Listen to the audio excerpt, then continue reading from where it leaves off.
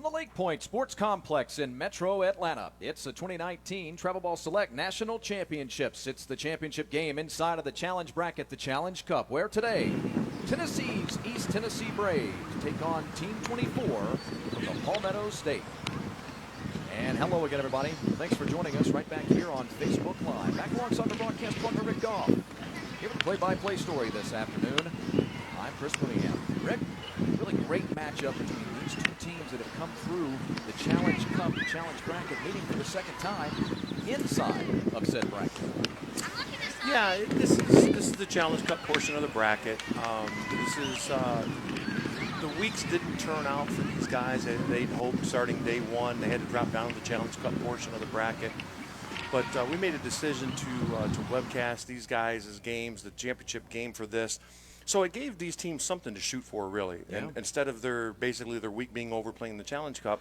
And the coaches, I talked to both Tommy Ashley from Team 24 and Nathan Pratt from the Braves, and they used this opportunity as inspiration for the boys to go out there and keep playing hard all week.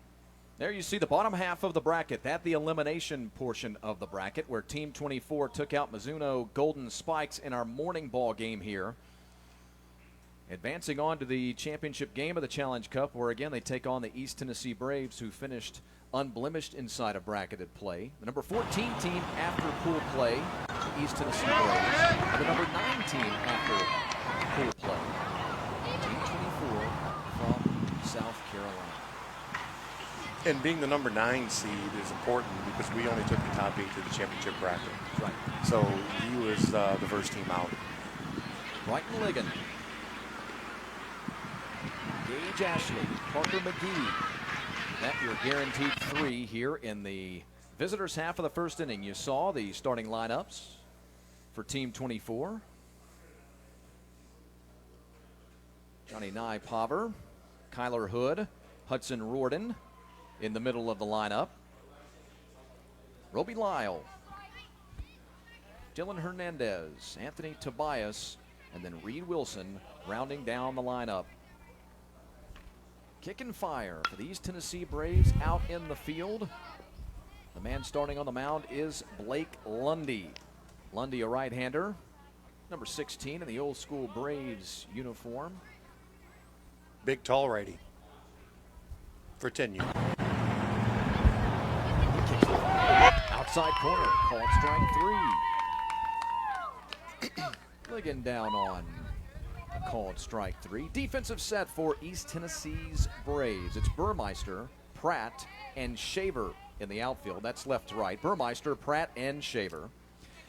On the infield, third to first, it's Grimes, Owenby, Wilbur, and Stevens. Again, that's third to first. Grimes, Owenby, Wilbur, I beg your pardon, and Stevens. Maddox behind the plate, receiving the pill from Lundy, who kicks and fires and gets a swing and a miss from Gage Ashley. You're going to see some different styles here that we've seen in the first 2 games, of the championship bracket here. Big hitters that we've seen this morning already. A lot of long fly balls, home runs, and you're going to see more of a traditional baseball approach by these 2 teams here. Righty deals. That one sweeps off the plate. Ashley with 1 man out in the inning, the second baseman at the plate. Team 24 from South Carolina finished at 2-2 inside of pool play, group play, if you prefer. Narrowly missing out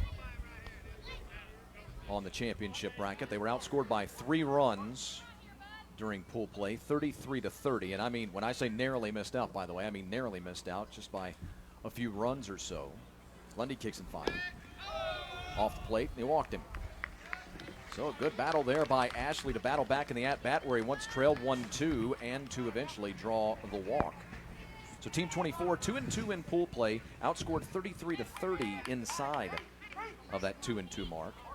But 3-1 in bracketed play in this Challenge Cup, where they've outscored their opponents 26-17. So they really turned it on once they were able to get into bracketed play.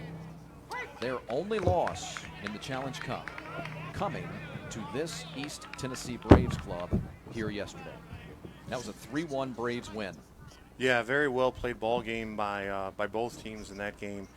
Uh, to elaborate a little bit further on Team 24 Ashley's week, his 2 losses in pool play, you might recognize the teams. He lost to SBA Futures I've heard of them. and the Banditos. The number 1 and number 2 team in America. Yeah, he got a rough draw. We do a blind draw here for the format, just so the coaches don't think that I play favoritism towards anybody, and so we do a blind draw right in front of the coaches at the coaches meeting, and however that works out, that's how it falls out. And unfortunately for Tommy, he drew the number 1 and number 2 teams in the country. Swing and a miss by Parker McGee, the South Carolina shortstop. Second man down on strikes in the inning. 2 men gone and 1 man on. Johnny Nypaver. Nypaver, the lefty, first baseman for South Carolina, takes ball 1. He even made a comment this morning. I was talking to him, doing a little pregame prep with him and everything else. Every team he played, whether it's the Challenge Cup or in the championship bracket, every team he played is here today. Runner breaking. Throw down at the second base bag is high. Tag applied, and he's safe. Give me that one more time. Every team that Team 24 has played this week right, made it to championship Saturday, whether it was a Challenge Cup bracket or the championship bracket itself. So he had some tough teams that he had to face off against.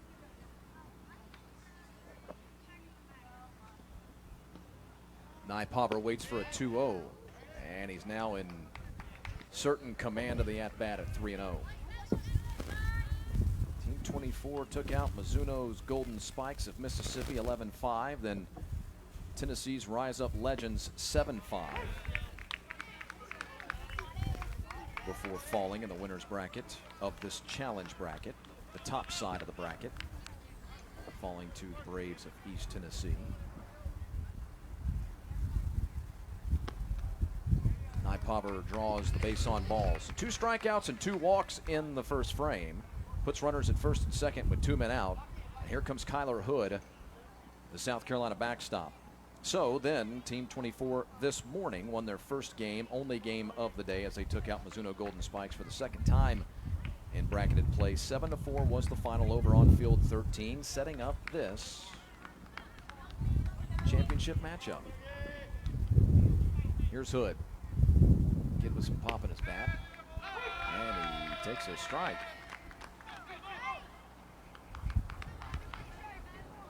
That one seemed to be a little bit off the plate. Little cue shot down at second. No problem for Wilbur, and the inning is over. We'll keep it right here as we get ready to make our way into the bottom half of the first inning. 2 strikeouts, 2 walks, and a 4-3 ground out, I beg your pardon. For the visitors from South Carolina, in this ball game anyway, the Braves from East Tennessee coming to the plate now with DJ Wilbur, Brody Ownby, and Grayson Maddox as your guaranteed 3, second baseman, shortstop, and catcher in the inning. If anyone reaches, we'll see Blake Lundy, the pitcher, in the cleanup spot. Solomon Grimes hitting 5th, third baseman. Landon Burmeister is the left fielder hitting 6th. Chase Stevens, the first baseman. Reese Phillips is the extra hitter. And then Braylon Pratt is the center fielder, helping round down the lineup. Matter of fact, Halston Shaver is your last place man in the lineup. Another rule that a lot of people do not know about. The amount of guys that you can have hit in travel ball in your lineup. 9, 10, or your entire roster. Correct. Yeah. Walk people through it. You've got 3 options here, and it's about getting more people involved in the game. At the youth level, it's not about just batting 9, playing 9, and everything else. It's a way to get everybody involved and keep them involved. So you have 3 options. You can bat 9 if you choose. That's entirely up to you. You can put in what we call an extra hitter, and you can put in as many extra hitters as long as it's your entire lineup. And those guys, they can substitute in the game defensively. Free defensive substitutions for those guys. The pitcher is limited to, once he comes off the mound, he can go back into the game or stay in the game, but he can never go back to the mound. So once you're removed from the mound, you can't go back. And the coaches like it. It helps out keeping peace among the families and playing time and stuff like that. At the youth level, that's an important factor with teams. we've had two teams, and I'll give you a case in point, Chris. We had two teams that committed to come to this tournament back in January, February, and they don't even exist anymore. The teams broke up. They had some issues among. As late as February, you said. Oh, matter Wow. of fact, it was probably March and April when they decided to disband the teams, and it's all over playing issues and stuff like that. So, the rule with the extra hitters is there to kind of keep peace as much as possibly can within the team and get as many kids playing as possible. Keep kids engaged as well. That's Yep. what it'll do, yep. DJ Wilbur, the second baseman, to lead things off. Give it a lot of speed, good contact when he can get on base. He'll face Dylan Hernandez as the hurler for South Carolina. Team 24 in the South Carolina Gamecock colors, if you hadn't noticed. The University of South Carolina. Swing and miss by Wilbur. He's gone quickly on strikes. Dylan Hernandez, the man on the mound. There you see a good articulation of their uniforms. The black, the white, the burgundy. Team 24, a reference to Interstate 24, running through the state of South Carolina, which also runs into Columbia. Columbia, of course, the home of the University of South Carolina, the Gamecocks. Brody Owenby now, shortstop at the plate. And he fouls one back into the screen, falls behind 0-2. Defensive lineup now for the men from the Palmetto State. Ligon in left, Lyle in center, Tobias in right. Again, that's left to right in the outfield. Ligon, Lyle, and Tobias. Swing and a miss. Owenby going on strikes. Infield third to first, it's Wilson, McGee, Ashley, and Nye Pauver. Again, Wilson, McGee, Ashley, and Nye Pauver, third to first. And Hood behind the dish, receiving the pill from this young man, the right-hander, who kicks and fires another strike. Quite the start for Dylan Hernandez, as this time he faces Grayson Maddox. Yeah, he seems to be locked in right now. Got good control. He's at command of all of his pitches right now, and he's attacking the hitters. He's going straight at them. Like to see that at the youth level. You find some kids that they want to try to nibble the plate and the corners and everything else, and I found the best way to go is just go right at them. Catcher interference. They just called a catcher interference, I believe, on Maddox. He did. I'm sorry, on Hood. That's catcher on catcher crime, by the way. I'm never an advocate of catcher on catcher crime. Yeah. Come on, guys. You think he would take care of his fellow catcher a little bit better than that?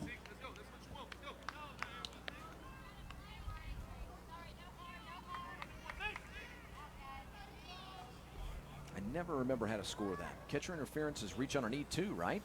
E2. Right? Yeah. All right, I guess I did remember. Here's Blake Lundy. And you denote it CIE2. CIE2. CIE2. Catcher interference E2. Hernandez deals. Runner sweeps outside. Throw down to second as the runner is breaking, and he's gotten it swiped. Stolen base for Grayson Maddox. Look at that old school Braves uniform, or logo, as it were. The 80s version, maybe the late 70s version. Swing and a miss by Lundy. Yeah, I'm actually surprised to see the logo in use. I knew you were about to. As soon as I heard the word surprise come out of you. You know what? And what's funny about that is I was about to describe the logo, and then I started thinking about all the PC stuff that I kind of have to tiptoe around, and then I decided not to do it. You're right about that. End of one. No score.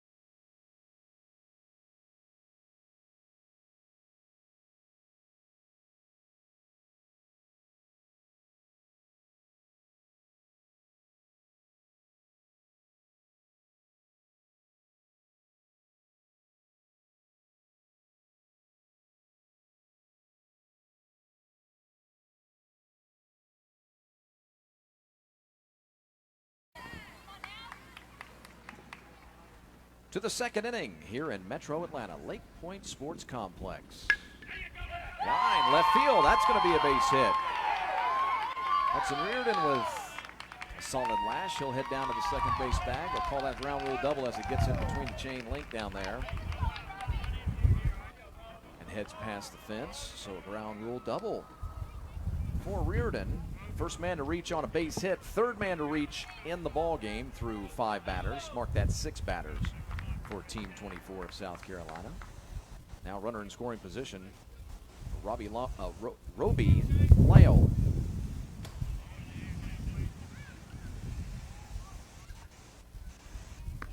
Swing and a miss.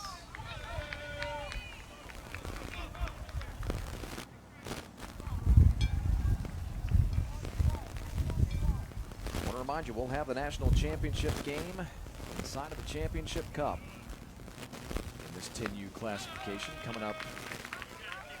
About 15, 20 minutes. We're going to go about 30 minutes after the conclusion of this one. Yeah, 30 minutes. We're going to do a little award ceremony for these guys on the field after their game, and that'll give the other teams time to get loose and stretch up. So you're looking at 30 minutes. Swing and a miss by Lale. And the center fielder going on strikes. 3 strikeouts already for Hernandez in this ball game. Been a little bit of everything for Hernandez. 3 strikeouts, 2 walks, a ground out, and a double. I'm sorry, for Lundy. I beg your pardon. Here's Dylan Hernandez at the plate. That ball getting away, and the runner advancing. You know, we've done, two games together now, plus this one, and I believe that's maybe the 3rd pitch that's went to the backstop. Well, you're right. We haven't had many. Now, a couple of them have been costly, allowing runners to advance. Some shot down the right field line and curving foul and out of play. But yeah, you're absolutely right. Backstop play has been very, very good today, hasn't it? Yeah, and for the most part all week it's been great. I run tournaments out here at Lake Point every weekend. And center field. Ball on the fly, runner coming back to tag. He may have come just a tad bit too far down the third base line, not allowing himself an opportunity to get back to third, tag, and get home. Yeah, you can see right there on the monitor, Coach Ashley's in his ear telling the young man he made a mistake there. Anytime runner at third base, less than 2 outs, fly ball, line drive, go right back to the bag and wait for instructions from there, because I believe he could have scored on that, tagged up and scored, and Coach Ashley missed an opportunity there. So Reardon now down at third with 2 men out, and here's Anthony Tobias. And that's a common mistake with 10-year-old players. And we have to remember, Chris, we're sitting here watching 2 games we watch great. Backstop play, shortstop play, hitters. We have to remember at the end of the day, they're 10 years old. Yep. And guess what? They will make mistakes. Sure. And mental mistakes is the biggest thing. I bet you if you ask any coach of a 10-year-old team in the country, he'll want to reference the mental mistakes that these guys make. And that was a big one right there, not tagging up at third base.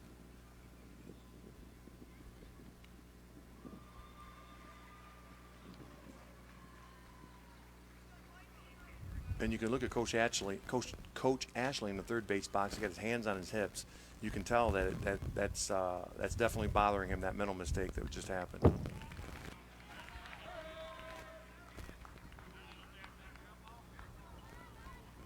A ball and 2 strikes.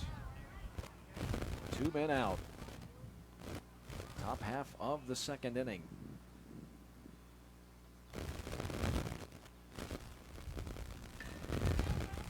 Good battle here between Anthony Tobias, the right fielder for the men from South Carolina, and Lundy on the mound for Tennessee.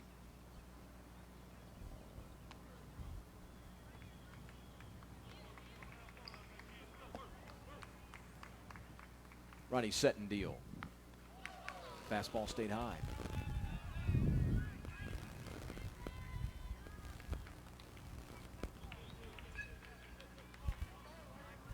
South Carolina 5-3 with pool play and bracketed play combined. 5-3. Outscored their opponents, even if just narrowly, by 6 runs throughout the week.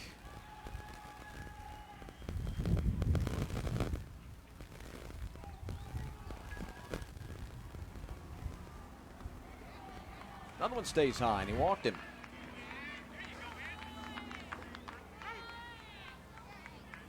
Well, as good as he's been so far, he's got himself in a little trouble here.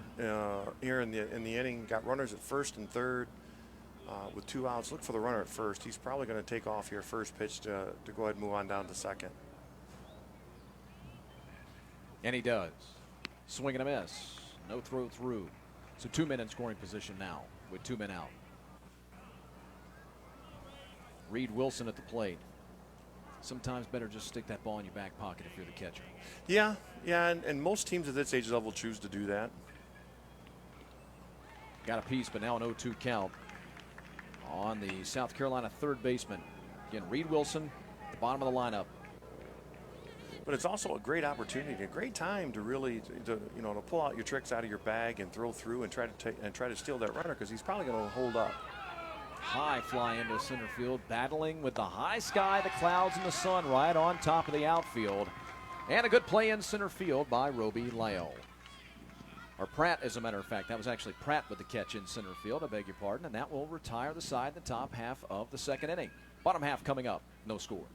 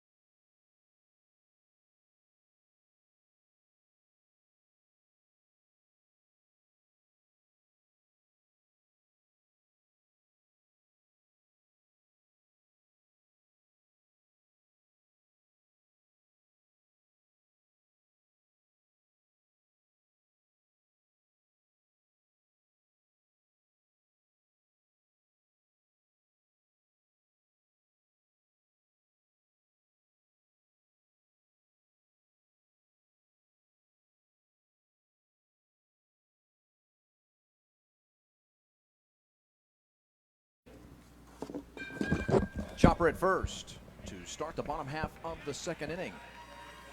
No problem as Solomon Grimes is taken down by Nye Palmer.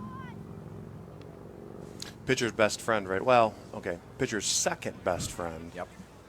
1 pitch, 1 out. We all know who his best friend is. The double play ball. Here's Landon Burmeister. Another chopper. This time at second.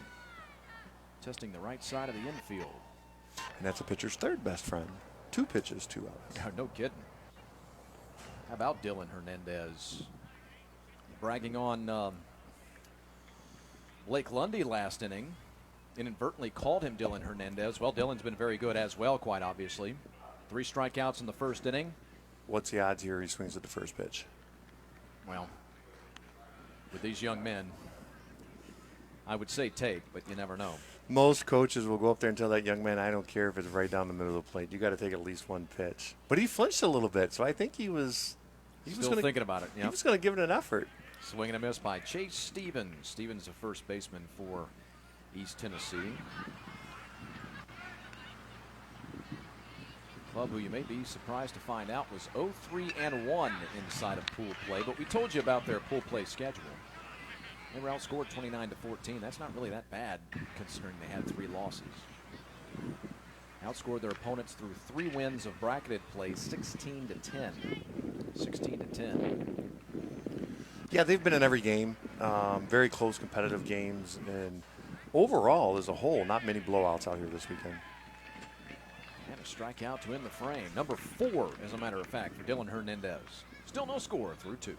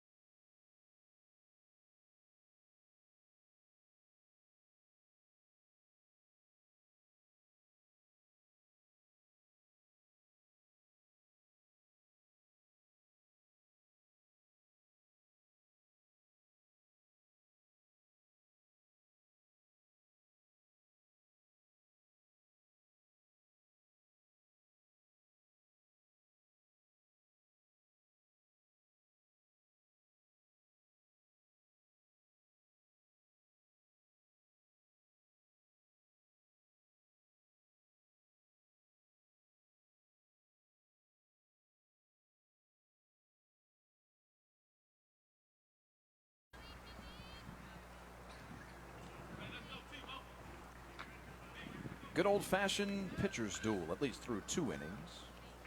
Here in Metro Atlanta, the 2019 TravelBall Select National Championships. What a great week it has been. Back alongside Rick Goff, Executive Director, National Director. I don't know why I forget. I didn't write it down, and I don't know why. Owner, operator, CEO. All the above. Yeah. All the above. That's what I figured. Yeah. General manager. Wear many hats, and sometimes Ball boy. I umpired. Umpire. I've stepped on the field twice this weekend. We had an umpire get sick, and we had to wait for a sub. Phillips to left, and a tremendous grab by Burmeister. What a nice jump on the ball by Burmeister. He lays out for it. Tremendous catch, and that'll be something that he remembers from this weekend. Let's take another look. Perhaps. Oh, here we go. Good stroke by Ligon. Sliding catch, nice job. Way to pick it up off that before it hits that turf. If it hits that turf and bounces over him, that's probably going to be 2 or 3 bases. Now Gage Ashley. Ashley walked his first time up just a couple of innings ago. Not a whole lot doing for South Carolina, at least on the scoreboard. They do have a hit. They have been issued 3 free passes by Lundy, but haven't been able to make them cash in.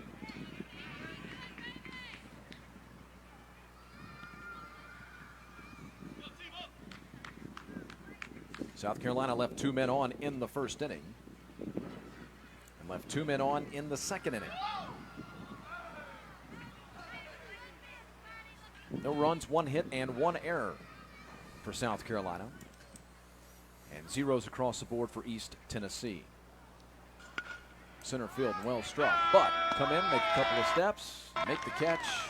Pratt once more. F7 first. We're going to go back and take a F8 look at. Oh, I'm sorry, Chris. We're going to go back and take a look at that diving catch. Watch as he comes in here, grabs it right before it gets off the turf. And I'm going to tell you why that's important, because we've got a new feature that we're using this year in the TravelBall National Championships. We're using instant replay. For those of you that didn't join us the first couple of games, we allow the coaches to challenge 2 calls per game, and we'll bring it upstairs to the booth and do instant replay. And it's been utilized in both of our first 2 games. Parker McGee, the batter now. He pops one up. Anybody going to have a play on it? Coming in, and can't quite get there is Maddox. Not only that, but it was really intriguing to have the official coming in right on the replay spot with our monitor here in the press box.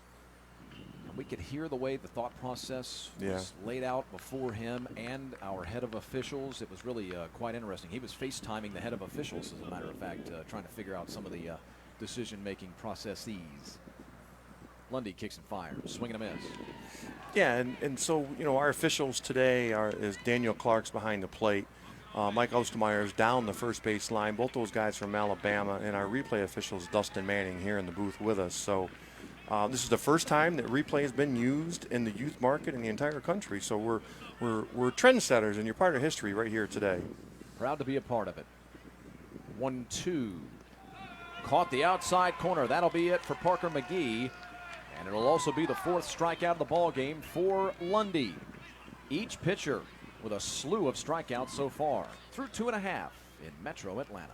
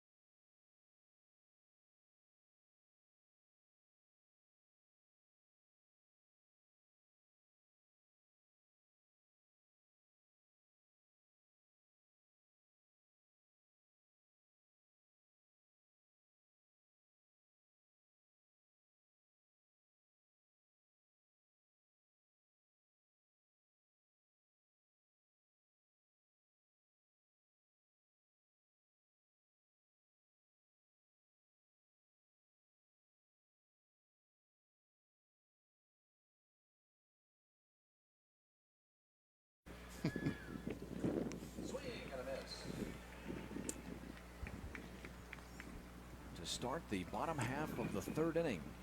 Well, Dylan Hernandez has been very, very good through 2 innings anyway. Short sample size, small sample size, but you don't need much of a sample size to see how good he could potentially be in this ball game. Struck out the side in the first, induced a couple of weak ground outs, and had a strikeout last inning, and marked the strikeout tally now at 5. Add another one to that total. He's definitely in command today. And I'm going to tell you, he's an umpire's dream because he loves to work fast. You can tell he gets the ball, gets right back on the mound, and he wants to go at it. That was Phillips that went down via the strikeout. Here's Braylon Pratt. For you young baseball players out there listening, I can't stress how important it is to work fast as a pitcher. Not only is it get on the good side of an umpire, but it keeps your fielders on their toes. They're ready because they know you're just in there working fast and you're throwing strikes. So they're more apt to make good plays behind you as opposed to somebody who takes a little bit longer. Also, and this doesn't get talked about enough, even from the men in blue, talking about the officials, it keeps them in a rhythm. It keeps the umpires in a rhythm where they're getting to see pitch after pitch in rapid succession. You get to analyze the strike zone a little bit better. Absolutely. Absolutely. Rhythm, I mean, it's just important for the umpires, the catcher, the pitcher, and it helps the flow of the game, and it just goes by so much faster and smoother. Swing and a miss. Pratt is gone down on strikes. That's 3 strikeouts in a row now for Hernandez. He's retired 9 batters, 6 of whom have gone down on strikeout. Don't be surprised if you see East Tennessee try to get a bunt down, something to break up the rhythm. You know, try to get somebody on base here. They got to do something different because what they're doing right now is not working. Swing and a miss by Halston Shaver. Shaver, the right fielder for the Braves, and this one, East Tennessee's. Braves, look at that. Ask and you shall receive. Now you and I were both 1 for 1 with our awesome predictions. Awesome predictions, yeah. Sometimes, not very often, I know a little bit about what I'm talking about. I know what I would do if I was a coach. You know, you got to do something. This young man's in a groove. They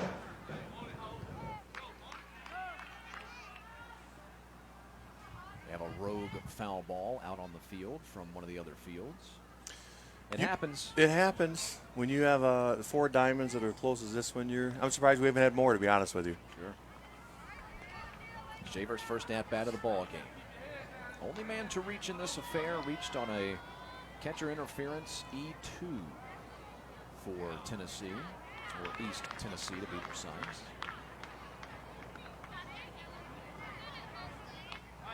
Should have asked Coach Pratt where he gets most of his young men from for this East Tennessee squad.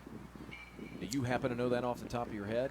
I actually do. I do know this answer. Lay it on me before we hit the break. Yeah, real quick, he gets him. He's from the Chattanooga, North Georgia areas where most of his players come from. Well, Chattanooga, I spent some time up there, lived up there for a little while. It is a baseball-rich, very deep area. No big surprise they've had such a good year.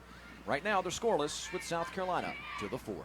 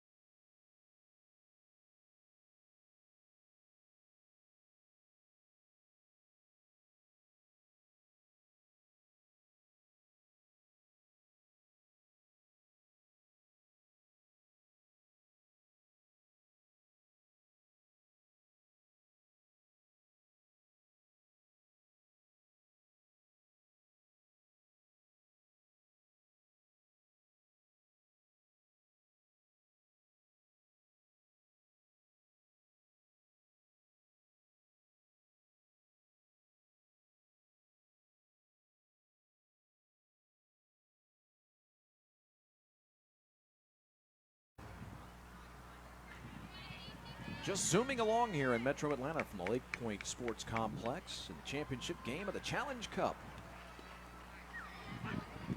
We are already headed to the top half of the fourth inning. We're halfway through a six-inning ball game, scheduled anyway for the 10U classification. Thanks for joining us on Facebook Live. Back alongside the National Director of TravelBall Select, Rick Goff. Me, I'm Chris Mooneyham. On what has turned into a surprising weather day in Metro Atlanta. Absolutely gorgeous. Had some strange weather over the last month, by the way, Rick. I mean, we had this oppressive heat. Then we had a week of nothing but torrential downpours, and now we've got this unbelievable weather. Unseasonably light humidity, temperature down. We set records over Memorial Weekend, right, for heat? Sure did. Hard to do in Atlanta. Right. As far as heat goes. Right. I've only lived here for 3 years, and when they told me they set records, I was very surprised at that.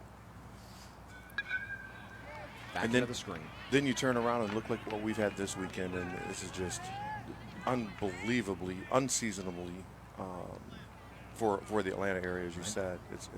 But it's been welcome. Been welcome very much. We had two extremes, and now we've got in between. Johnny Nypopper going to reach on the base on ball. Second time that the first baseman for Team 24, South Carolina boys, has reached on the base on balls. Did that back in the first inning. He was stranded on the base paths. Now he's on to start the fourth inning, and a leadoff runner is aboard. Boy, that sounds familiar. A little bit. Here's Kyler Hood. Here you see Kyler climbing back into the box. Catcher for South Carolina. Ground out victim his first time up. His 4-3 ground out ended the first frame. Hard smash down to short. Shovel to first, second for one, and then on to first. The turn of the double play. 6-4-3 the double play. 2 men gone in the inning. And here's Hudson Reardon. And there's your pitcher's best friend right here. Right here. Ground ball to short. Nice feed to the second baseman. He follows his throw. Good feet work by the second baseman. Got him over to first in plenty of time. Owenby, Wilbur, and Stevens. You know, I bet you they've worked on that numerous hours over the course of the winter and into the early spring. You know, what a great job by those two young men right there. Oh, looks like Coach Ashley's going to challenge the play at second base. Have our first review. Yeah, so the process here is he goes to the umpire, and he's questioning his feet right here at the bag, that he was not on the bag when he caught the ball. From our perspective up here, it looks like his heel was still on the bag, but you know, we'll let the replay officials up here in the tower do their job and make the final decision on all that. He's entitled to 2 challenges throughout the game, and Coach Hernandez has decided to use the one right here.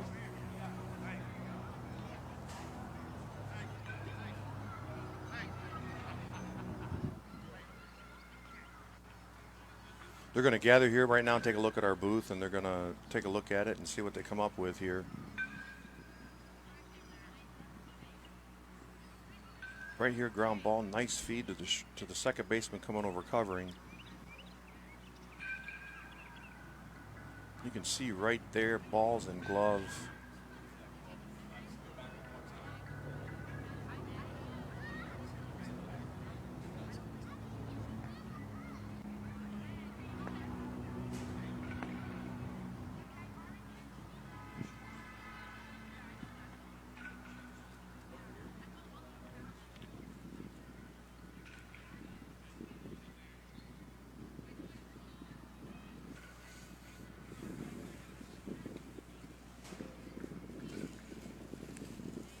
Now, it looks like the call is going to stand.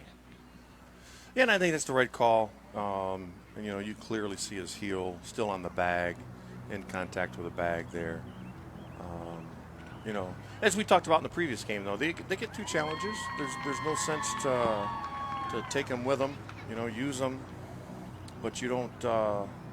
You want to be smart about these as well too, because as we've seen in the last game, it might come into effect and play at the end of the game. Which is exactly what we saw in the last ball game we covered, elimination bracket ball game in the championship cup. Now we're going deep into the technology. Yeah, we're going deep into the technology. Great camera work by our camera crew right here, capturing that. Amy Walker and the crew been lights out today. Great job, guys. That's a great catch right there. Absolutely right.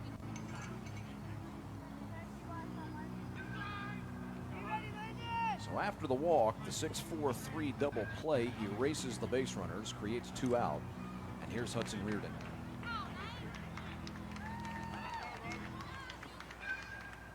It looks like they gave him the intentional walk. They did. Wow.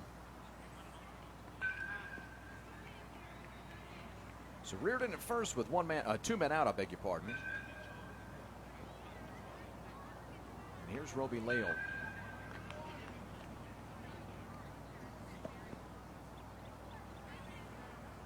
Well, that's some respect right there for that young man. You're going to issue a 2-out intentional walk. Lined into right, and it falls in for a base hit. How good does that feel for Roby Lale? Yeah, there's nothing better feeling when you have the player in front of you walk and you come up and come through with a base hit. That's a great feeling for that young man, and you know, now the coach is kind of second guessing himself. Should he have walked Reardon there? No doubt part of the reason why you would run through that strategy is if you believe that Reardon has the power to touch one off and give your team an instant 1-0 lead. This one hit into center field. That ball may fall, and does, for a base hit. It is down. They're going to hold the runner at third base, Reardon, and they're loaded with 2 men out.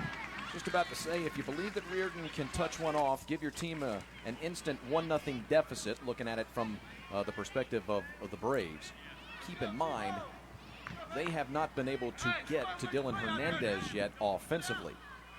So right. So you think that 1 run may actually be enough to win this ball game. There's a good look again by our crew as you see that ball drop narrowly in front of Pratt in center field. So they're loaded with 2 men out. It's going to be a base hit for Hernandez. And here's Anthony Tobias.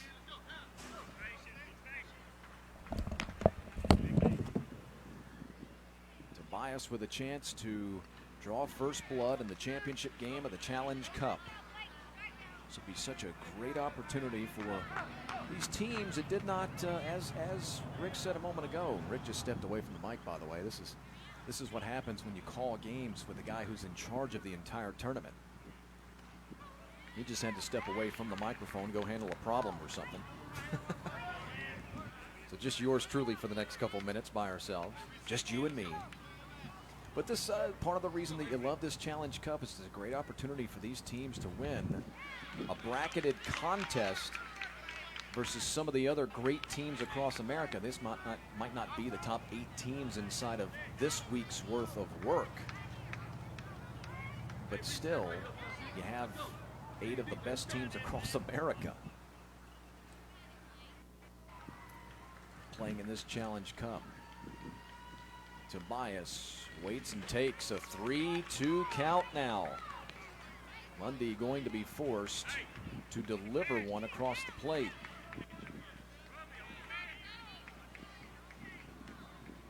East Tennessee coming out of the winner's bracket.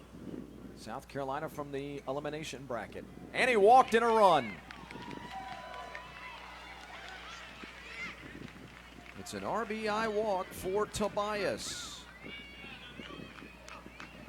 A run scored for Reardon. How has this inning turned on a dime? Remember, the inning started with a walk to Nypover and then the double play that was hit into by Hood. 2 men out and nobody on. Then the intentional walk to Reardon. Back-to-back hits by Lale and Hernandez.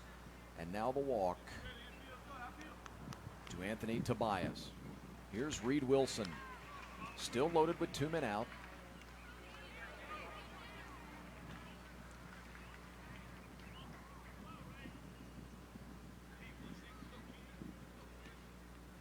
Lundy set and deal. And it's off the plate. Again, you have to remember these are 16 of the top teams in America. So whether you make the championship bracket or the challenge bracket, makes no difference. Well, I mean, it makes a difference, but you know what I mean. You're still playing some of the best teams in America. 2-2 count.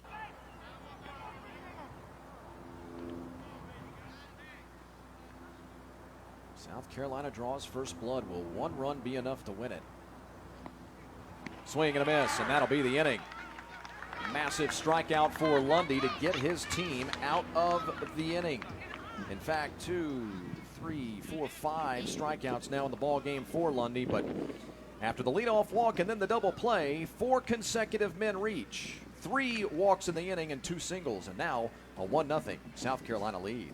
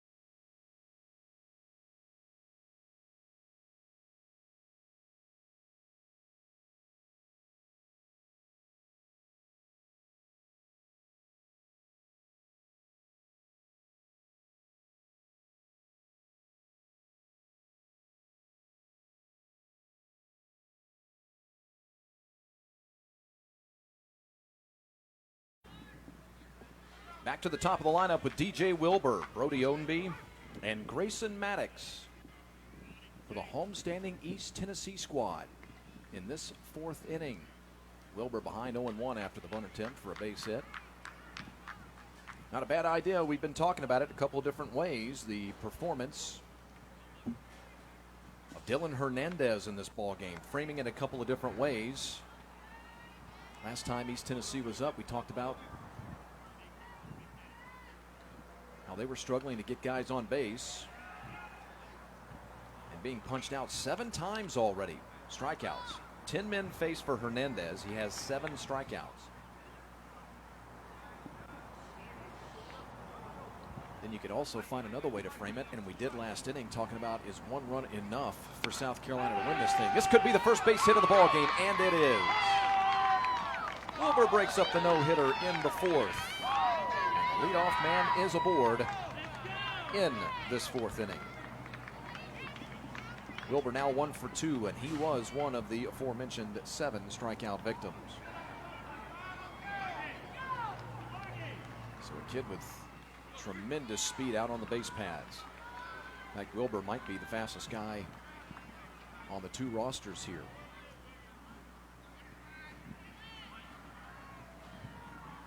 And he's going.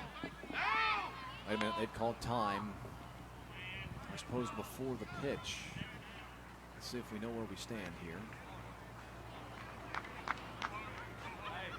Wait one moment. Did they call a balk on Hernandez? I suppose they did. Yes, indeed. So he'll get second base without the credit of the stolen base. And now he's in scoring position for Ownby. Brody Ownby, the shortstop for East Tennessee, is also a strikeout victim in the 1st. Takes a fastball high and tight. Make it 2-0.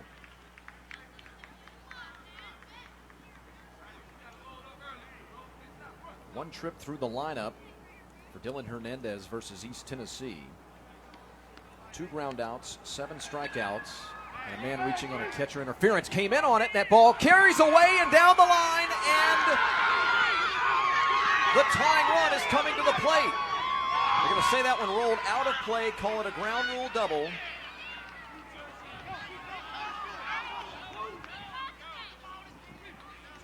Now, time has been called by the officials, but the right fielder was saying that he believed that ball rolled out of play. We have the temporary fencing that is out in the outfield. You can see it there, and if you look down the right field line as we run through the replay here, you can see the gap right there, and we have seen 2 balls go through that. We will not get the view here on this angle as to whether or not the ball went through that gap. The officials did blow the play dead. We caught that. And they do, in fact, send Owenby back to the second base bag. So it'll be an RBI double. An RBI double for Owenby. He's now down at the second base bag. Wilbur scores the first run of the ball game for East Tennessee. And Grayson Maddox is at the plate with a chance to give his team the lead. And he smokes one to left. That ball carrying deep and deep, moving back on it and making the catch is the left fielder, Ligon. I'll tell you what, that ball really hung up a little bit more than I thought it did. I thought for just a moment that Maddox had been able to get into it. This one kind of fool you. Took a big swing, but I'll tell you what, that was a little bit off the end of the bat, and that's why it was deceptive to just about everybody in the house. The Braves faithful,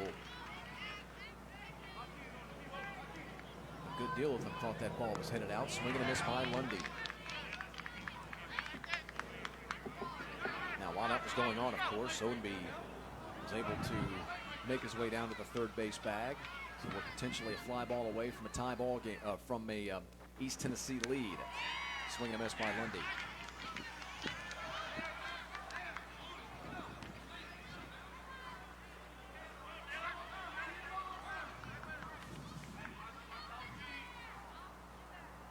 Oh, 2 now. Boy, they just called another balk on Hernandez. Oh my goodness, they just called another balk on Hernandez, and East Tennessee has taken the lead. DJ Wilbur led off the inning with a single. He was balked to the second base bag. He later came around to score on the double by Owenby. Owenby tagged up on a fly ball, got down to the third base bag, and now scores on another balk. Sacks clean, 1 man out, 0-2 count on Blake Lundy. And now all of a sudden, the man at the plate, also the pitcher on of record on the mound for East Tennessee. Sitting on a 2-1 lead. He's gone on strikes, down swinging. 8th strikeout of the ball game for Hernandez. And now Solomon Grimes. Grimes was the first man of the ball game to make contact. Real contact against Dylan Hernandez. Retired on a ground out to the first baseman unassisted.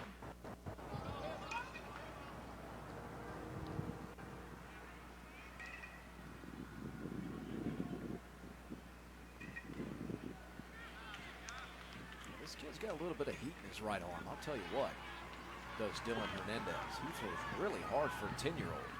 Man alive.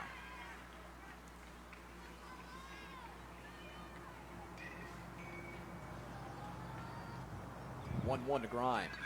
Shot foul down the right field line and out of play. So East Tennessee has come off the deck with some early at-bat in the 4th inning magic. Single, double, 2 balks in the inning. At short, McGee, no problem with it, and that'll be the inning. But again, a leadoff single, and then an RBI double. Throw in a couple of balks as well, and that's how you get 2 runs in the inning. And we're through 4 with East Tennessee out in front, 2-1.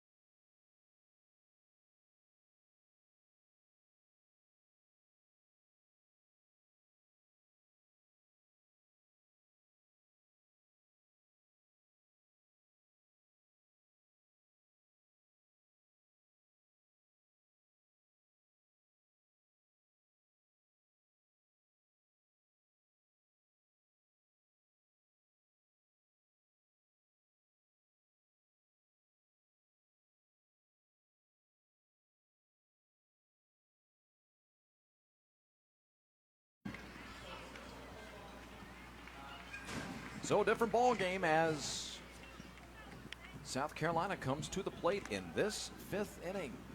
Now trailing 2-1. They have had guys all over the base paths against Blake Lundy in this ball game. But Blake has done such a tremendous job of bearing down when he's needed to. He's gotten some fine defensive plays. Swing and a miss. This is Brighton Legan. Legan, by the way, 0 for 2. Strikeout victim in the first and a flyout victim in the third. And a pop-up. Coming in, the right fielder, the second baseman makes the call, and that had all the makings of a potential disastrous play. Wilbur ends up making the call and the catch. A P4 now for Legan. But Lundy's done everything he's needed to. Gotten some help from his defense as well. Made some crucial big out pitches when he's needed them. Center field, this is Pratt. 2 men gone, and how big is it? We talk about the momentum of baseball, especially at this level. You rise up, you score 2 runs and take the lead, and in the very next inning, you'd love nothing more than a 1-2-3 trip to the field and to the mound if you're Lundy. Parker McGee, the only man that stands in the way of said 1-2-3 inning. And it's at short. How about this? And look how fired up the young men are. Bottom of the 5th coming up. Braves look to add to their 2-1 lead.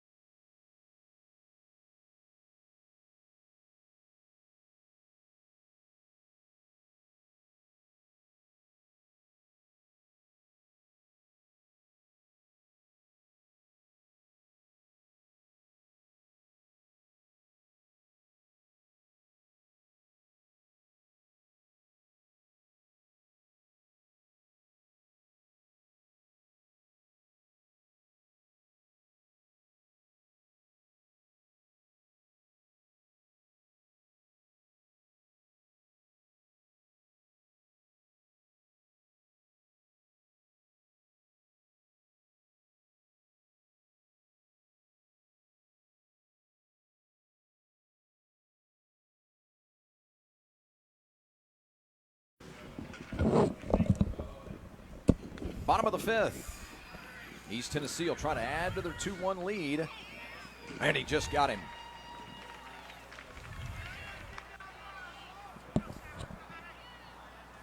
And then Burmeister doing everything he could to get down to the first base bag. Busting hump down the line. Couldn't quite get there in time. Let's take another look.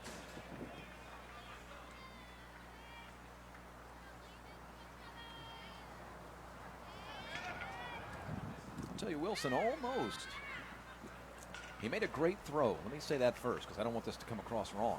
But Wilson down at the third base bag made a great throw, right on time, good strong throw. But I'll tell you, he almost misplayed that in fielding. He kind of waited for that ball to come to him, took the long route. Yeah, and it was important that he cut it off. I mean, that's Yeah. the first thing you got to do. Right. You can't set back. If that ball goes through the shortstop, it's a base hit, no doubt about it. But I think he had a little bobble there when he picked it up and tried to get it to transfer out of his glove. A lot of kids at this young age, they don't reach in and grab the baseball, Chris. They'll kind of flick the baseball out of the glove into their hand. And when that happens, that's where the bobble ensues. But it didn't cost him there, but a great play by the third baseman there coming across and cutting that off. Where did that come from? I've seen that too. I've noticed that. Where in the world did that come from? The flip out of the glove? Yeah. Yeah, it's just something. Strange. Yeah. Yeah. Yeah, it's, Not something I did growing up. We were taught to pull the glove out of our mitt. You know what I mean? The to make ball, sure that yeah. the ball out of the mitt. Yeah. To make sure that it's down in there. Yeah. But it's not flashy. Oh, that must be it. Yeah, it's Here's not. Chase Stevens. It's not flashy. Chase down swinging on strikes. 9 strikeouts now for Dylan Hernandez. And I guarantee you, if you talk to some former major league players, or even current major league players, they'll tell you at this level, the basics are so important. You got to learn the basics before you can do anything fancy, don't you? Yeah, absolutely. Right. You got to learn to crawl before you can walk, before you can run, in that order. Great players make great plays and what are deemed as highlight reel type plays, fancy plays if you prefer, because they're comfortable in a situation, because they've done a situation so many times. They've learned how to make the routine play, and so now sometimes you're able to put yourself in a spot where you can make a fantastic play because of intuition, because of practice, because of being ready for the moment. Pop, Hernandez makes the catch, a beautiful grab over his shoulder, and that'll take us to the top half of the 6th inning. Can Lundy finish off a Challenge Cup championship? We'll find out when we come back.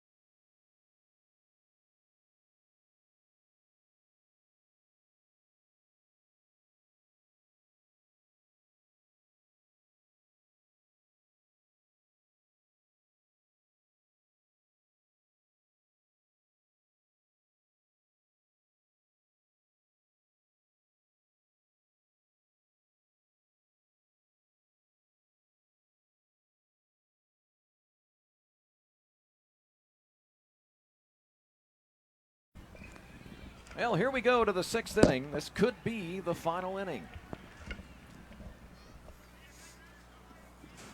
We'll see if Blake Lundy can finish things off. I talked about Rick when you were over handling a situation back alongside Rick Goff, National Director of TravelBall Select. So, as you can imagine, he's pretty busy during the week.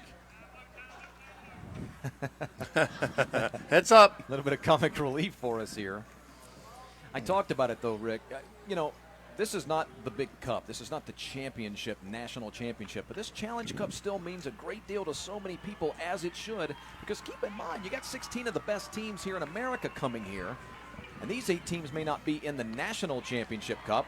That doesn't mean these 8 teams are not still among the top 20 to 40 to 50 teams in America. So to win this cup is such a great honor, such a great achievement. And now East Tennessee's 3 outs away from doing just that. High pop. 1 man gone. Yeah, it's a great way to salvage a week that didn't quite go the way you'd planned, right? 16 teams show up here. 16 teams expect to win the national championship. It's as simple as that. If you don't expect to win, why show up? So those guys all show up here. They go through pool play. 8 teams didn't qualify. And but this is a great way for these young men, for us to broadcast their game live here. This is something they'll remember, probably for the rest of their lives, hopefully. And hopefully had a positive experience here, and so this is big for them, absolutely. Hit him. Oh boy, tying run is now on the base paths. With 1 man gone in the top half of the final frame. Those of you, the uninitiated out there, again, 10U classification scheduled for 6 innings of regulation play, and that's where we are in the top of the 6th inning. And that might be it for Blake Lundy. What a great job Blake has done. He's been in trouble today, but he's worked his way out of it. I'll tell you what we'll do. We'll take ourselves a quick audio break. find out who the new hurler will be for East Tennessee, and I'll put some numbers together for Lundy as well right after this.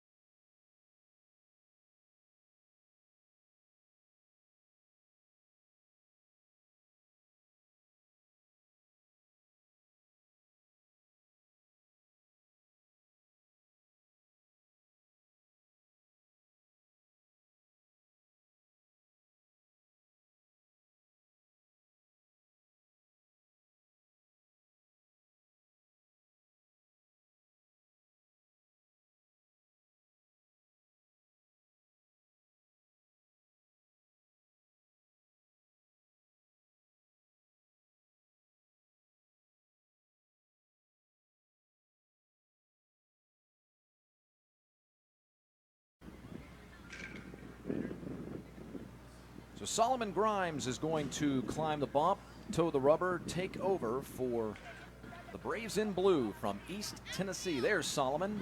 He'll be the new hurler for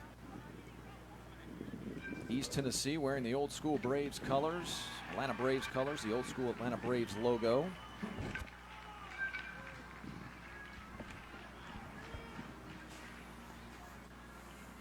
Numbers, at least for right now, on Lundy. Remember that Blake Lundy, who's just checked out of the ball game, that runner at first belongs to him, of course. But so far, 5 1/3 innings, 6 walks for Lundy, 5 strikeouts, 3 hits, 1 run, and it was earned. So he walked a few men, but he worked out of some jams. He stranded 2 runners in the first, stranded 2 runners in the second, went 1, 2, 3 in the third, allowed a run but stranded the bases loaded in the fourth, went 1, 2, 3 last inning, and now a ground out and a hit batter in this inning. Now we've seen an intentional walk of Reardon. Boy, they do not want to pitch to Hudson Reardon. Yeah, Coach Pratt's willing to put the winning run on base. Boy, that's a strategy. We're going to see how it works out. It goes against the book. It goes against the book for sure. But that's how much respect he has for Reardon, and not to let him swing the bat. And remember the last time they did this, Roby Lale came to the plate and did deliver a base hit. That was the intentional walk of Reardon and the single by Lale. That was the 4th inning where South Carolina added, or put together, dropped on their 1 run of the ball game. Well, we're going to see how this strategy works out. You know, I'm not a fan of it. Like you said, it definitely goes against the book. But we'll see how it plays out here. 1 out, runners at first and second. The last time they had the intentional walk, this young man got a base hit.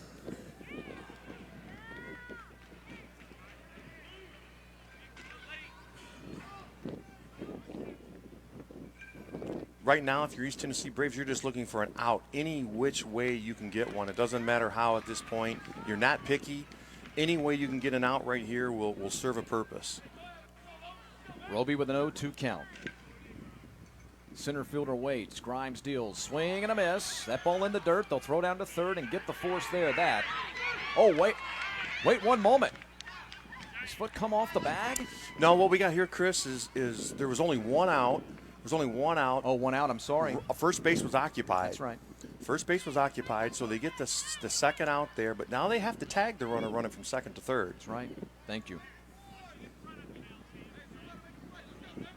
Well, runners at second and third now with 2 men gone, and here is Dylan Hernandez, who hits a chopper down to third. It is speared. That's in fair territory. The throw in time. In time, yes. What he did, the umpire was a little quick on the trigger to call the kid out at first base, but he come up with the old come out with the old out safe call once he saw the ball hit the ground. We'll see it right here. That's what I get for looking away. Yep. Oh, baby. as you see right here, the umpire will go through with the out call. Oh, no, I'm sorry. Yep. I'm sorry. He did not make an out call. My apologies to the umpire. Well, that's my mistake as well. He was pointing to the ground that the ball came down and out on the ground. Well, it's a good thing we get to see replay up here, too. Yeah, because, absolutely. Because I had got it wrong with the umpire. As did I, quite obviously. I saw the out call and started to scratch it down on my scorecard and missed the safe call. So in all honesty, when I looked up, I was confused as to what exactly had happened. Well, 2 men out. The tying run scores, of course, and the lead run now down is at the third base bag. Runner breaking, that's Hernandez. Here's a pop-up. Giving chase is Lundy, who checked in to catch for East Tennessee. He'll not be able to get to it. So we are now at 2-2 in the top half of the sixth with 2 men out and an 0-2 count on Anthony Tobias. Yeah, you and I thought the same thing. He thought the umpire made an out call when actually, in fact, he was pointing to the ground. It wasn't an out call. Runner breaking, and he'll have second base swipe this time. That ball stayed high. They'll call it ball 1. Well, I'll beg your pardon on that. Call it strike 3, inside corner, and that will be the inning. But not before South Carolina scrapes across a run in the top of the final frame. Bottom half coming up. 2-2.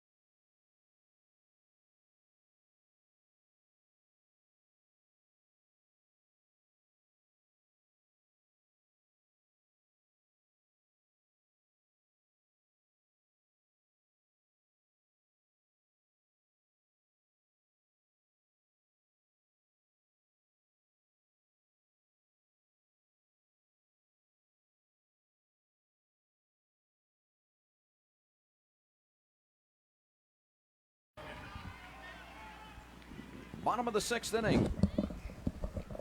Braylon Pratt, Halston Shaver, and then back to the top of the order in DJ Wilbur. As East Tennessee will try to walk it off in the bottom of the final inning. Or bottom of the final inning of regulation, perhaps. Pratt, second at bat of the ball game. That's how good Dylan Hernandez has been. You know, you take a look at this game, Chris, and this is the finals of the Challenge Cup bracket. The 8 teams that didn't make the championship bracket. And look what we've got here in the championship game. We've got 2 pitchers who are absolutely pitching beyond expectations in a 2-2 ball game in the championship of the Challenge Cup bracket. Hats off to both pitchers. Both these guys have been very, very good. Lundy's book closed, by the way, and I'll give you those numbers in just a moment for East Tennessee. Hernandez steals this one, shot on a line to the second baseman, keeps his composure and overthrows the first baseman. Runner going to make his way down to the second base bag, the potential winning run. You know how we talked about earlier in the game about the mental aspect of the game. Right there's a fine case in point. That ball was hit so hard, he had plenty of time to go ahead and complete the play, but he panicked. He picked up the baseball and airmails it over the first baseman's head into the dugout. Now we got a runner at second with no one out. We'll see if Coach Pratt chooses to bunt him over here. So Braylon down at the second base bag. Halston Shaver is striding to the plate, the left-hander, to face Hernandez. And he does bunt. Hernandez will field. He'll throw down to the first base sack. They'll throw across the diamond behind the runner just to make sure he stays put. Oh. So the sacrifice works. If the pitcher just turns and looks at the runner, I think we have a play on him here. The runner freezes. The bunt was a little harder than he wanted to. It got to the pitcher pretty quickly here, but the pitcher never even looked at the runner. Didn't even give him a thought and went and got the out. DJ Wilbur with a chance to win it with one man gone in the inning. Let's give you those final numbers on Lundy from a moment ago. He did go 5 1/3 innings where he had 6 walks and 5 strikeouts. Gave up 3 hits, 2 runs, both of which were earned. Meanwhile, Hernandez on the mound for the South Carolina boys has been so very good. 2, 4, 6, 8, 9 strikeouts in the ball game. He's only given up 2 hits in the affair. 9 strikeouts, only 2 hits, and has no walks allowed. Yet he's a base hit, maybe a ground ball, maybe a fly ball, an error, a wild pitch, a pass ball from losing this ball game. What I would do right here is I would load the bases. You're in the bottom of the 6th inning. Set up a force. Make it Force at every easy. base. Make it easy for these 10-year-olds so they don't have to do too many things. So what I would do is I'd set up the force here. I'm surprised that he's not doing. He's going to go ahead and pitch. We've got the infield and the outfield both in. Now Hernandez going to step off. I agree with you. That's, again, the book. We've been talking a lot about the book today. When you don't do this, you force the player to field the ball, throw the ball. You force the catcher to catch it, apply that. There's just so many factors that go into it. Now you're almost forced to come to the plate in every scenario. You're going to send the runner on instant contact, save third base. With 1 out, yeah, absolutely. Right. With 1 out, he's going on contact. Here's the 1-0, and it's popped up. Will this ball get out of play? Indeed. You got to be careful here. Again, we're going to talk about 10-year-olds. So while you have the contact play on, remember what we talked about earlier in the game. It cost Team 24 a run when on the fly ball the child didn't tag from the third base and he got stuck at third base and he never scored. So you have to be smart about this. Fly ball, line drive, you have to get back to the bag. There it is. Chopper at third and foul. He wasn't going on contact. He was going back to the bag. I'm surprised. With 1 out, it seems like you would want to go on contact right here. And maybe wonder if that was a mistake. Well, that's what I was ready to say. Maybe that's the plan, and Coach Pratt is reiterating it to him right now, to his runner. Swing and a miss. 2 men gone. Oh, that's a big-time strikeout. I guess that's why he's coaching and we're up here in the booth. He looks like a genius right now. Right. So now the fielders can back up. Now there's 2 outs. They can back up and they can relax. They get more range now to make any play. And now we got to get the out at first base. With Brody Owenby to the plate. Owenby, matter of fact, the last man to deliver a hit for Tennessee, East Tennessee. His double plated a run back in the 4th inning. Each of the 2 hits for East Tennessee coming back-to-back to start the 4th inning. Hernandez kicks and fires. Fastball stays high. Timing is everything, right? He scatters 2 hits. They probably have 0 runs, but they went back-to-back. Now you got 2 runs. It's a whole different ball game. 2 balks. Timing is everything. Beg your pardon, Rick. 2 balks in the inning, of course. Let us not forget that. That was a wild inning.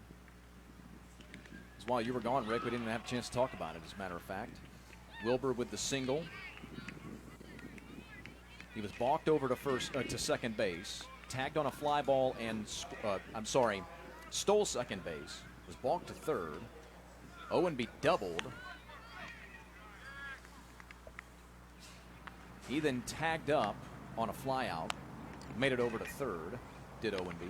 And he was balked across the plate. That was how East Tennessee took the lead back in the 4th.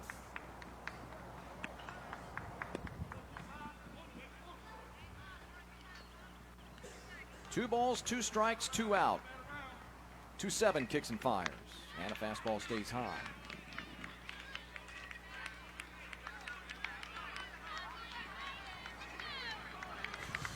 Regardless of what happens from this point forward, what a great ball game. 2-2, into the 6th with 2 outs. I mean, you couldn't ask for nothing more. Great, just a great job by both teams here.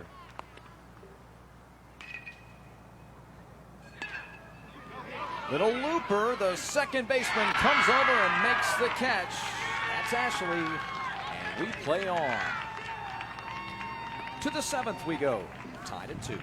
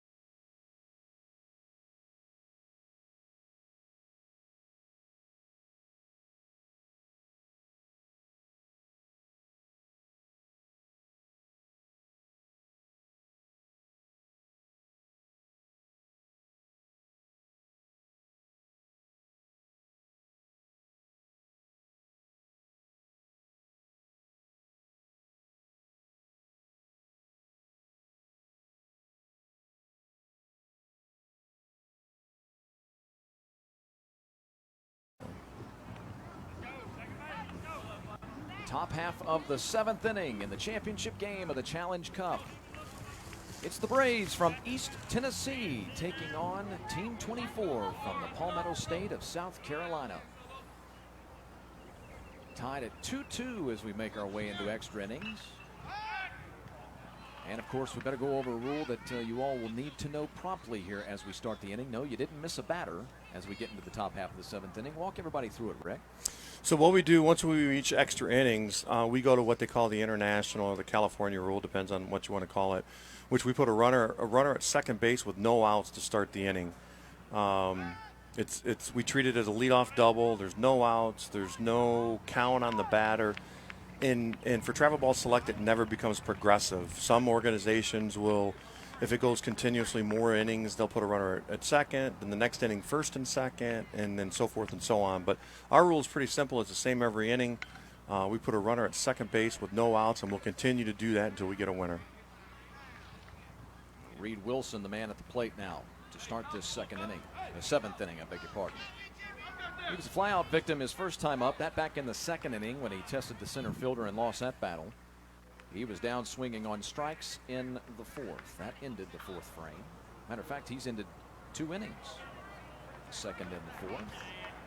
He's the leadoff batter here in the 7th. A chance to be a hero.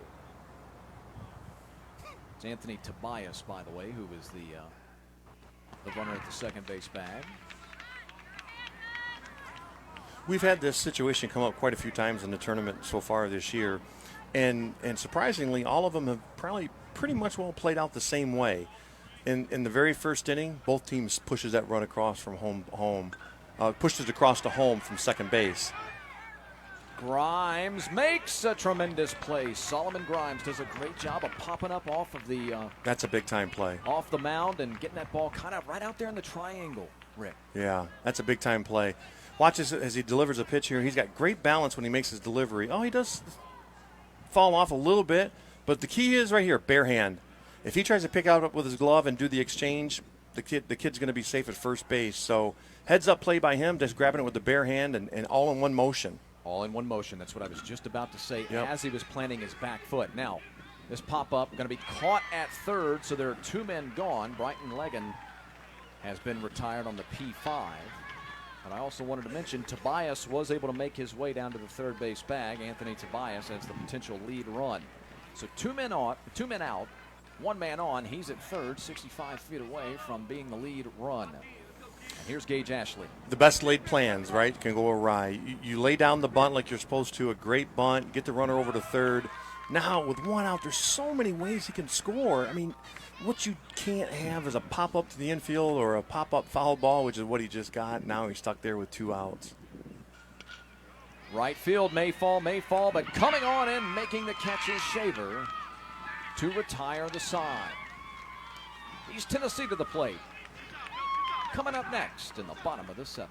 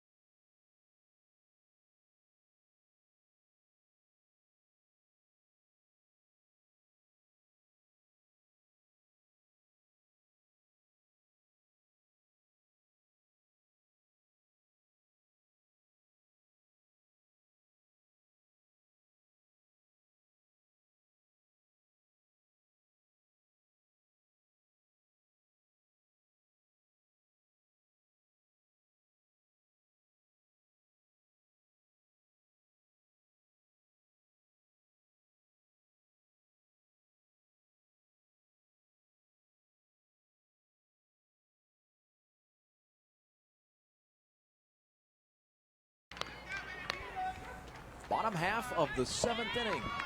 East Tennessee going to try to walk off to a Challenge Cup championship. They too will start with a runner at second base in the extra inning, and now Maddox has a chance to win it. Maddox at the plate now going to have a chance to win it. I'm sorry, Rick, go right ahead. No, I was going to say that wild pitch there, or pass ball, however you want to score that, it changes everything dramatically. Now you've got 2 chances to score this run from third base. If now he can swing away. You don't have to worry about getting a bunt down. He can just go up there and free swing. Infield's in. And to your point earlier, I'm loading up the bases right here. Yeah, absolutely. Even with nobody out. Well, especially with nobody out, maybe. Well, we'll see what happens. Good stop behind the dish. That was a game-saving stop. Yep. Or actually, check that. That is no longer Hood. I beg your pardon. That. Grayson Maddox. Make sure I get this right. Behind the plate. No, Maddox I'm at sorry. the plate. No, that's all right. That's Reed Wilson behind the plate now. Yes, Reed Wilson. I got to hear that. 3-0 count.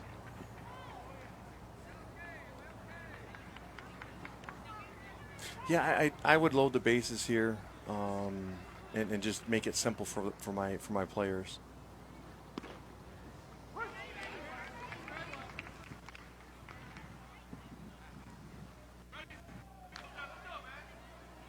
We've had ourselves a pitching change as well. Parker McGee. Parker McGee is now the new hurler. Little cue shot off the end of the bat. They're going to have to come to the plate, and they got him. Runner breaking down to the second base bag. Time was not called. No. Good sneaky play to get down to the second base bag. Grayson Maddox, who reaches on the fielder's choice. I'm a little surprised there with Coach Pratt putting the contact play on. That's what we talked about in the last half inning with the contact play, but he's got the contact play on with no outs. This was a fairly routine and easy play for the first baseman. Again, what we talked about, just make a good throw. You don't have to make a great throw. Right there was a prime example of just making a good throw to get the runner at their plate and cut him down.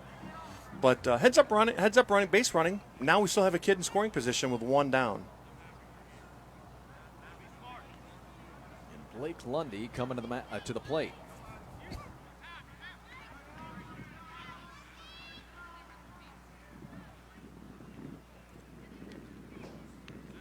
Lundy, who started the ball game for East Tennessee, issued a slew of free passes, but did such a great job of getting himself in and out of jams. Give his team a win. Inside corner, throw down to third with a runner breaking, and he swiped it. So one man out, the winning run, 65 feet away. Well, I guess at the end of the day, we got the same situation we had if he hadn't put the contact play on. Now you've got a runner at third, one out. In comes the infield again. In comes the outfield again. Everything has got to go to the plate. We can't let nothing by you. The catcher has to be big here. Nothing by the catcher. You called it infield in. This one fouled back by Lundy. He's got that look at the plate right now, Lundy does. Like he may be ready to deliver a winner. It's a confident swing.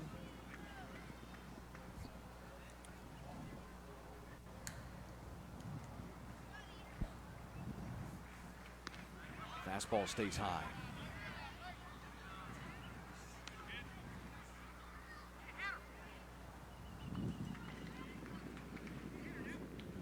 Catcher's got to be big here. He can't let nothing get by him. If they call anything off speed in the third, catcher's got to be ready for it here. Swing and a miss. Oh, great pitch. Great pitch. He had just come inside on Lundy, and this time he worked away. Lundy was looking for something inside. Change? A change up? Yeah, something away, a little off speed. Yeah. That, or he just flat out changed the velocity on the fastball. So I don't think it was too much off of it, but the location was what got him. McGee kicks and fires. Swing and a miss. A fastball that time. Up around the letters, maybe even a little bit higher. The strikeout of Lundy and 2 men out. Well, once again, not loading the bases seems to be the play to go, and I'm 0 for 2. I would have loaded him. Here's Solomon Grimes.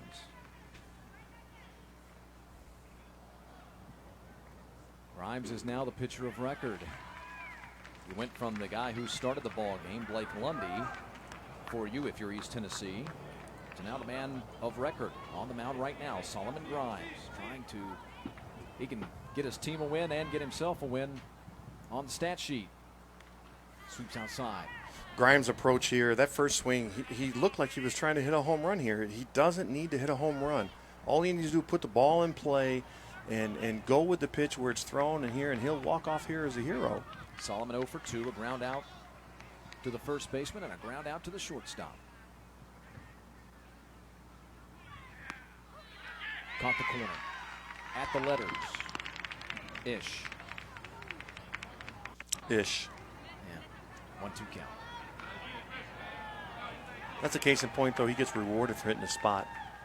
You can see he's moving. The catcher's moving outside there. A little further outside this time. Smart pitching. Yeah, why not? You got that one. You might as well, hey, let's see how far we'll go here. Let's go a little bit further outside.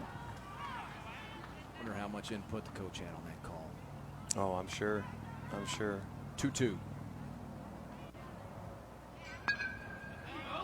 We'll stay that way. I want to remind you the championship, the overall national championship inside the 10U classification for TravelBall Select, coming your way about a half hour or so after the conclusion of this ball game, right back here on Facebook Live, as Florida will take on North Carolina for the national championship. Shot foul. It'll be IM baseball from the state of Florida. Finished 4-0 inside of pool play during the week. Number 3 team seeded into bracketed play. Coming out of the winner's bracket, taking on SBA Futures from the state of North Carolina, the number 1 team in America. Oh, curveball. Oh, got him, yeah. Telegraphed, but it might not matter. They get the final out. That was a little lob shot curveball down there to the plate, but it worked out for them just the same. 8th inning coming up, tied at 2.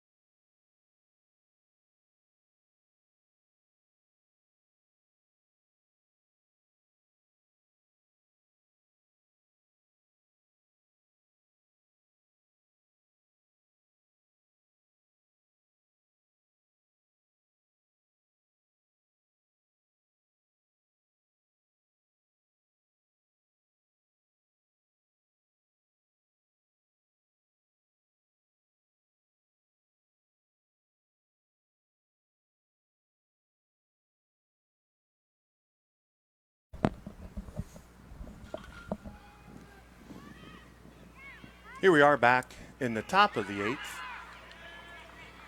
First batter pop up to the first baseman, but he falls down.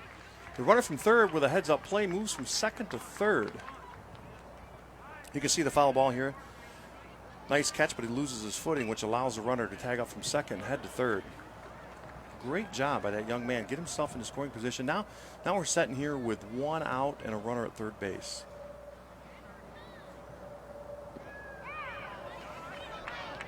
Swing and a miss for strike 1.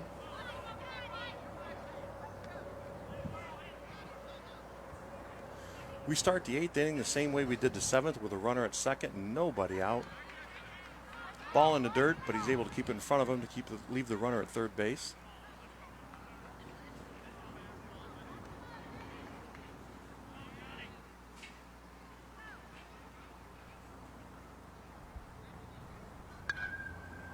One pitch fouled straight back for strike 2. What did I miss? We started off the same way. Rules, extra inning rules, runner at second. First pitch, pop fly behind the first baseman in foul territory. He makes the catch, but he lost his footing and fell down, and the runner with a heads-up play tagged from second and went to third.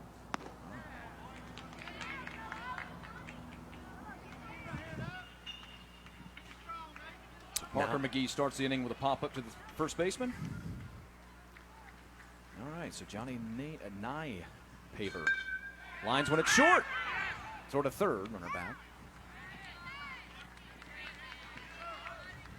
There's a perfect example of what I was talking about earlier about, with less than 2 outs, the third baseman has to freeze or go back on a ball that's hit, and that's what kept him out of that double play right there. It looks like Reese Phillips, who started our ball game as the EH, extra hitter, and indeed it is. He is going to be the new hurler for East Tennessee. Now, what a ball game.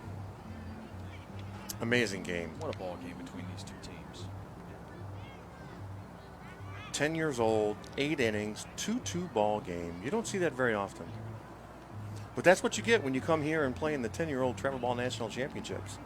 These teams, their level of play is higher than what you might normally see in your local week in and week out tournament across the country. So, right. It's totally different once you get to this stage here.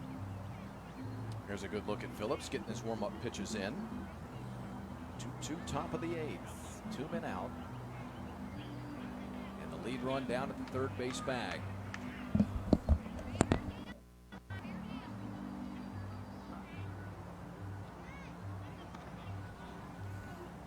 Want to remind you just one more time while we've got a moment.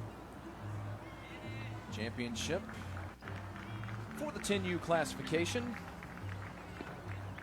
National championship, that is, coming up about a half hour or so after the conclusion of this ball game. We mentioned it earlier, Florida versus North Carolina for the title. Cannot wait for that one. Chris, here's another thing I want to really point out is we are in the 8th inning and we still have not played 2 hours. Yep. How often do you see that happen? Good pitching. We zoomed through, if you remember, the first 3 innings. I mean, we had a couple of literal 3-minute innings. That one fouled off the catcher. No play, no play. Boy, I tell you, the umpires right now, I see the home player, or the field guy going to the plate, or going to the mound, and he is coming very close to a balk. Talking about Phillips. Phillips, yeah. Field umpire giving him a little bit of advice. Yeah, at this level, we try to be a little bit proactive, or right. And instead of reactive, and right. It could be, and I can't speak for what's going on, but it could be, hey, make sure we come set here, and just something a little. We don't want to determine the outcome of a game like that.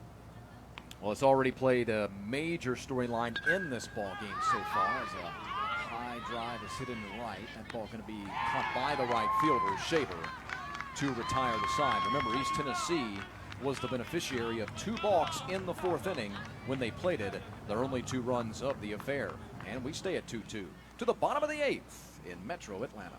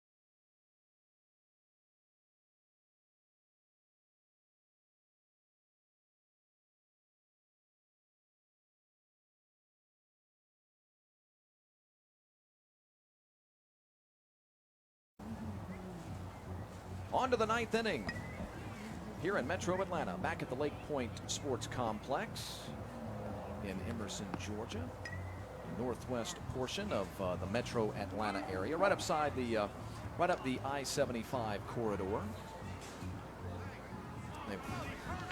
Again. All right, let's get right down to business because we've already had a development. Of course, in the extra innings here in youth ball, in the TravelBall Select youth ranks, we start with, in extra innings, a runner at the second base bag if you're just tuning in. But now, once again, Coach Pratt, the head man for East Tennessee, has decided to intentionally walk Hudson Reardon. Yeah, that's not a rule change that we've done and put in place for this. Right. That's something he's elected to do himself here, to put runners now at first and second with nobody out. Here's Roby Lyle, who takes ball one. You know, we were talking at the break and marveling on a point that I started to bring up last half inning about how these pitchers and these teams defensively, but I was focusing on the pitchers. Deep short, tough play, makes the stop. It'll save a run, but the bases are loaded. Infield hit. Roby Lyle. Roby Lyle, I beg your pardon. Roby, yeah. It's amazing that these guys can continue to make these outs, these big pitches, to get out of these innings with the built-in runner on the base paths in extra innings. It's far more likely that these runners would continue to score in youth baseball. Swing and a miss at a big curveball by Dylan Hernandez. 0-1 count. Yeah, and I started to talk about this earlier. We had this situation, extra innings come up a few times, and the situations have all played out pretty similar in all the games. Either in the first extra inning, nobody scores, or they both score one run. Then they move on to the second or third inning, and somebody puts up a big number, whether it's 4, 5, or 6 runs they put up. Chopper, and they'll get no outs. Oh my, a little bit of indecision at short by Ondi. And the seal has finally been broken here in the ninth. That's got to be an RBI infield hit. You want to take away my idea? No, I'm going to give him that. It was a tough play. The runner was moving. That can't be a fielder's choice. No, Okay, no, we're going to give him an RBI single on that. All right, thank you. Dylan Hernandez, that is, and his third hit of the ball game, by the way. Now he's been the offensive star, 3 out of 4. Here's Anthony Tobias, who hits a ground ball deep short. A second run would be monumental, and there it is. 4-2, South Carolina. And this is the way it's played out in the previous extra inning games this entire week. 0 or 1 in a couple innings, and if it goes more than that, the floodgates open. Usually a team scores 4, 5, or 6. And what usually happens is when Tennessee comes up, they usually score 3 or 4 to make it close again. Still loaded, nobody out. And a breaking ball that drops in for a strike on Reed Wilson. So the inning starts with the extra runner, the built-in runner if you prefer, the extra inning runner some call them. What do you call them here in TravelBall? Do you have a specific term of what you call that extra runner? First, here's the fly ball to center field. The catch is made in center by Pratt. Runner tagging and coming to the plate, and he'll score. In fact, all 3 men going to advance. RBI sacrifice fly, Reed Wilson. So the built-in runner started the inning at second base. Hudson Reardon was intentionally passed. Lale with an infield single. Hernandez with an infield single plating a run. Tobias with an infield single. And now the sacrifice fly from Reed Wilson pushes us to the top of the order. There's 1 man out. Runners at second and third. 3 across in the inning. And a 5-2 South Carolina lead. And we had talked about earlier about the strategy and the game plan to continue to walk Reardon. If it was going to come back and kind of bite the Braves, and it eventually did. Unfortunately, it's in the 9th inning of when it's happening. But you can only play with fire so many times. Oh, suicide squeeze! Great job. Going to be more than that. Going to be an infield single. Yeah, it changes that, doesn't it?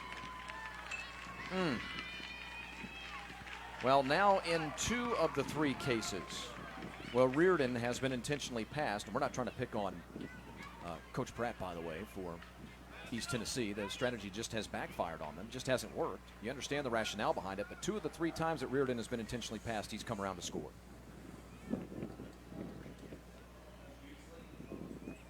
Well, clearly, Coach Pratt had a game plan going into this game. Right. They had played earlier, and Coach Pratt said, you know what, we may lose this game, but Reardon is not going to be the reason we lose. And so I give him credit for sticking to a game plan, and whether it works or doesn't work, he went in with a game plan, and that's what he's trying to execute right now. But remember, Tennessee still gets to come to bat in the bottom of the ninth here, and on top of that, they're still 10 years old. Right. Which means anything can happen. This game is a long way from over. Absolutely right. So 4 across in the frame, and now a 6-2 lead. Left center field, that one going to fall in for a base hit. Across the plate comes Tobias. Over to third goes Lagon, and he's out. Wait a minute, what do we got here? Well, field umpire saying out. The home plate. It was the home plate umpire's responsibility, but did I imagine that, or did you see the field umpire with the out call? I'm not. We'll have to see the replay again here because I'm not exactly sure what just transpired here. It was a runner at first base, a base hit in the gap. Well, they called him safe. Okay, home plate umpire overruled the field umpire, and they called him safe at third. I wasn't seeing things. It looked like the field umpire made the out call, right? Oh, yeah, he did. Okay. Yeah, absolutely he did. Home plate umpire must have hollered out at him and overruled the call. That's his prerogative, of course. Deep short. Get a third chance at it. Throw across. Nice play. In time for the out. Nice to see that shortstop make that play after, earlier in the inning he had a couple balls hit to him. He was a little indecisive. But on that one, he takes a couple of steps to his right. Nice backhand. Comes across the diamond with a strong throw to get the runner. Great job. Here's Johnny Nypopper. That was Parker McGee that was erased on the 6-3 ground out. Nypopper, an 0-for-2 day with a couple of walks. Now 6 runs in the inning.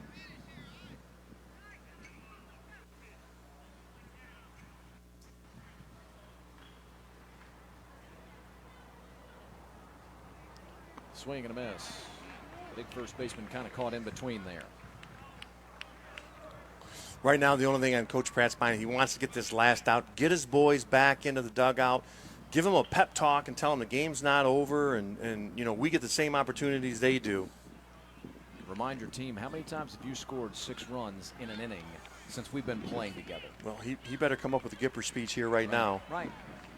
As talented as that team is over with East Tennessee, I'm sure there have been plenty of times this year where they've scored 4 and 5 and 6 and 7 runs in an inning. They'll need it if they're to come back in this one. Championship game of the Challenge Cup moves to the bottom half of the 9th inning in a 6-run game.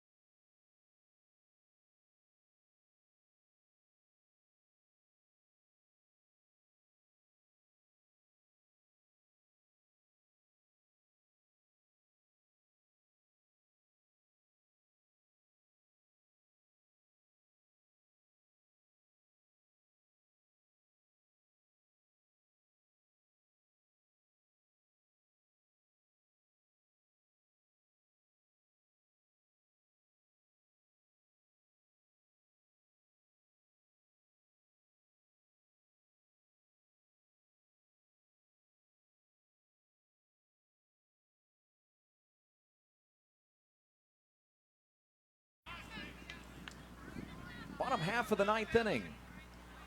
Into extra innings here in Metro Atlanta in the championship game of the Challenge Cup, where East Tennessee needs 6 runs to tie, 7 runs to win. South Carolina breaks out for 6 runs in the top half of the 9th inning. Right now, if I'm East Tennessee, I've got one message to my kids. We're going to go up there, we're going to go to the plate, we're going to sit there and we're going to take until we get a strike. We need base runners. We need as many as we can in a short amount of time. So that'd be my message to the boys. We're going to go up there, toe up the plate until we get a strike. 5 hits and a walk in the top half of the 9th inning to plate the 6 runs. Runner breaking, the built-in runner here in extra innings of youth baseball. So we start the inning, in case you're just tuning in, with a runner at the second base bag for every extra inning we play, and that's how East Tennessee will start. Let's talk a little bit about Team 24 right here. They've got a big lead now in extra innings. That runner at third base means absolutely nothing to them in the grand scheme of the game. Right now, you want 3 outs before you give up 6 runs. So don't be greedy. Take the out. I don't care if you could reach out and tag them, throw it across the first base, get the outs. Let's get outs before we get runs. McGee kicks and fires. That one fouled back into the screen off the bat of Braylon Pratt. Pratt's third at bat of the ball game. Reached on an E4 in the 6th inning. As the leadoff man of the 6th inning, we thought the ball game may be coming to an end there. He was sacrificed across the base paths, but stranded on the base paths. And we started our trek in extra innings afterwards. He was also a strikeout victim, down swinging in the 3rd inning. He was one of the 9 strikeouts. Now he's one of 11 strikeouts, 12 strikeouts in the ball game total. He was one of the 9 strikeouts that was accrued by Dylan Hernandez, who started this ball game for South Carolina. Now Halston Shaver.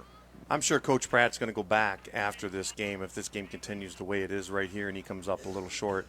He's going to go back and think about the 8th and the 7th inning where he had a runner at third base with nobody out, and he was unable to push that run across. He'll think about that, I'm sure, tonight on his drive home. At second, and it hops past the glove of the second baseman and into right field for a base hit. So there is that first run of the inning. It'll turn into a double. An RBI double that was kind of in between. If you wanted to be super sticky, maybe you could think about an error. I don't know. You're as much the official score as anybody else. You tell me. Yeah, you know what? I'd probably have to score that an error. Would you? I would, because the second baseman had a routine on the opportunity. Line. It hopped twice, and you know, he kind of played it off to the side. That's kind of one of those things where I tell people all the time, you turn a ground ball into a double. Throw to first. 2 men gone. All right, I'll go with you then. Reach on an E4. Wilbur retired on the ground out. And here's Brady Owenby. Owenby, the final hope for East Tennessee. By the way, you talked about social media. You should jump on social media and take a picture of that Challenge Cup championship that you provide for the winner of this event. Oh, yes.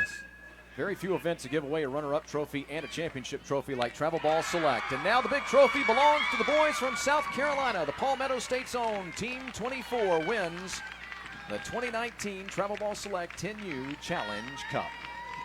Rick, your final thoughts? You know, it's a great way for both of these teams to end the week. Like I said, I know it's not the week they'd hoped for, but you know, at least they got to play a lot of baseball this week, and what a tremendous 9-inning game that we got to witness. So I'm pleased with that. Hats off to both those guys. The pitching was phenomenal. You know, I hope they don't let one inning sour what was actually a great game all the way around. All right, don't forget, folks, coming up about a half hour after this conclusion of this ball game, coming up about a half hour from now, we will have the national championship game inside of the championship cup. I Am Baseball from the state of Florida will take on SBA Futures from the state of North Carolina for the national championship. South Carolina beats East Tennessee in the Challenge Cup championship live on Facebook Live. Thanks for joining us, everybody.